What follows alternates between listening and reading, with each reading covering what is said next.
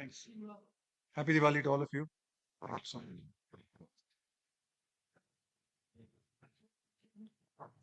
ताकि हम सेमीफाइनल में और तैयारी सी जाए।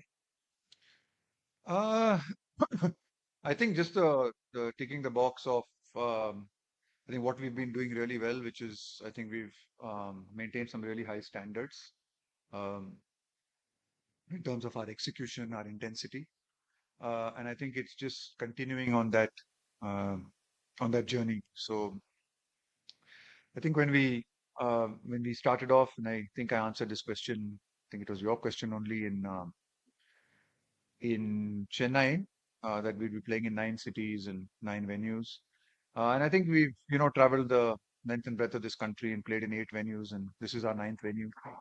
And I think what this team has done really well is it has really represented India fantastically.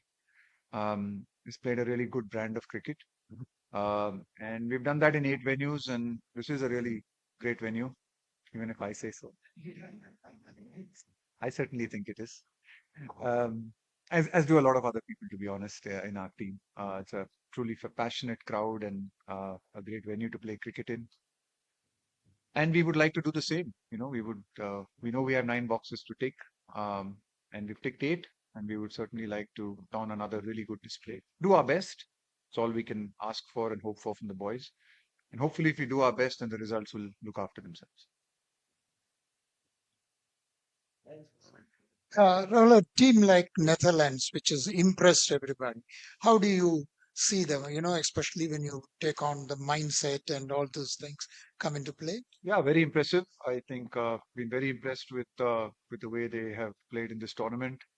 The effort that they've gone through to be able to qualify. Um, I have some, I wouldn't say first-hand experience, but I certainly know how difficult it is for associate teams to be able to reach this level and play. Having spent some time in Scotland myself in the early 2000, spent some time there, and I know things have improved for the associates since then. Certainly over the last 20 years, the ICC has done a really good job of trying to improve their standards and try to give their players same amount of opportunities. Of course, it's never going to be the same. The kind of professional setups now of some of the more established teams, but certainly, I think the performances of teams like Netherlands certainly go a long way in boosting the morale of a lot of the other associate nations, that they can certainly compete, that they've got some very good players. And it's quite inspiring to see that in spite of the challenges that they do face, that they're able to compete at this level, to play at this level. So it's been great to see the way they've performed. I know they'll be well prepared, well coached cricket team, and we're looking forward to playing with them. Rahul, yeah, this side. Sorry, yeah. Yeah.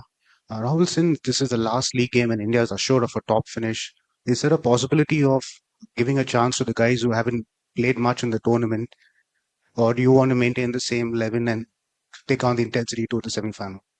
I mean, honestly, we've had 6 days off from the last game, so we're pretty well rested, and the guys are in good shape. Is all I'll say without giving away the level. So we've had 6 days off. We've got one game before a semi-final. Boys are rested, so that's all I'll say. Yeah, Rahul, You make the inferences.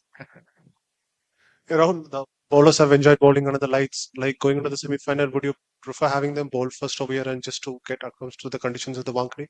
We've done both things. To be honest with you, we bowled first. We've batted first in this tournament. I think that's been the really good thing for us in 8 games. I think in the first 4 or 5, I think we batted first, and then we had to chase in the last 3. So we've actually done both things, and we're pretty comfortable with both things. So I'm not too worried about it. We'll have a look at the wicket and see what we need to do and decide what we want to do. So there are advantages and there are advantages of both things. I mean, there are arguments both ways of, batting first and putting up a score and hopefully, setting the tone that way. And there's also an argument of, chasing as well, which means that, you probably have to bowl in the sun and stuff. But look, again, the toss is not in our hands. It's not going to be in our hands in the semi-finals, and I think we're comfortable both ways. I mean, we'll just make it. We'll have the look at the wicket today, and come tomorrow and have a look at the wicket as well, and then whatever call Rohit makes, we'll go with it. Spoken about him externally, of course, I'm sure not within the team. After those couple of dismissals, playing the pull shot and stuff, but then he's come back and he's played two fantastic knocks since then. Uh, what does he bring to the table that makes him such a special player? At that number 4 spot. He brings temperament. I think one of the things Shreyas has shown us is right from the time that I've seen him as sort of an India A. He came and played India A when I was coaching those days. And I think one of the things that's really stood out about me is his temperament. The way he handles success, failure.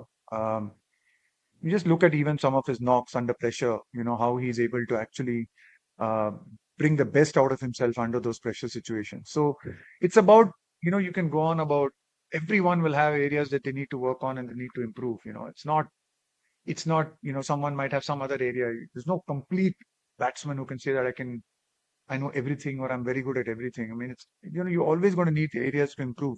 But in the end of the day, you have to be judged by the results you produce and the runs you score and when you score them. And I think Shreyas, one of the things that does stand out, look at some of his test innings, look at how he started his test debut. Look at some of the critical knocks he's played for us. I mean, even in the 2 years that I've been here, I mean, Bangladesh, that game under extreme pressure. Who's the guy who stands up? You got Ash and Shreyas, guys like that who incredible temperament, incredible strength of mind, and I think, that's what has held him in really good stead. He's terrific temperamentally. So when someone like him does well, he's going to make big contributions. And not always work out, but when it does, someone like him is going to make a big play. Uh, Hey Rahul. Hi. There's just a 2 day gap after tomorrow's match before the semi-final. In terms of the mindset, is a shift required in terms of when a team is playing a knockout game? Does that require a mindset shift? And if yes, how do the players approach that? Not really. I mean, I think we just want to focus one game at a time. You still have to play good cricket, whether you're playing in a league game, as we've done, or whether you've got to play a semi-final. I mean, you've just got certain skills. You've got to execute and execute really well and execute better than the opposition. So you just got to focus on that. Focus on what you can control, which is your skills, your ability. Prepare yourself both mentally, physically, as best as you can for the game, and then yeah, just play that game and try and do the best in that particular game. Rahul sir, recently we have seen a few incidents which has, again created a lot of debate, especially on the other side of the ground, is that playing with the spirit of cricket and maintaining the, rule of cricket. So there is a lot of debate on this. So just wanted to know your view or the views of the players those who perform on the field, how they take on situation like this, especially you have been during your playing career, you have been a part of a situation where MS Dhoni recalled Ian Bell. So under these circumstances, how do players, think? So I think, like you rightly, like you just said yourself, I mean, everyone thinks differently. We are all unique creatures, and we have our own minds and our own thoughts. And the players will be the same. Each one of us will think differently about a particular situation, and there's no real right and wrong. I mean, you can go and debate both the situations. You can debate whether we have to stick to the rules as they are, or you have to sometimes give a little leeway for a little bit of spirit of cricket. And there'll be people on both sides of the camp, and I think just understanding that it's okay to have those differences is fine. It's fine to have those differences, and people might agree or not agree with certain decisions that were taken. Others will say, no, it's in the rules, so I'm allowed to do it. And that's the way it is. You can't, when someone wants to take the letter of the rule law to the last nth degree, I don't think you can complain about it, because honestly, he's just following the rules as he sees it. Yeah, I mean, you might not do it yourself. I mean, we might not do it, but you can't blame somebody for following it because you put that in place, and you have to give scope for that level of understanding of somebody. Whether you choose to do it or not is completely your decision. And, thank you.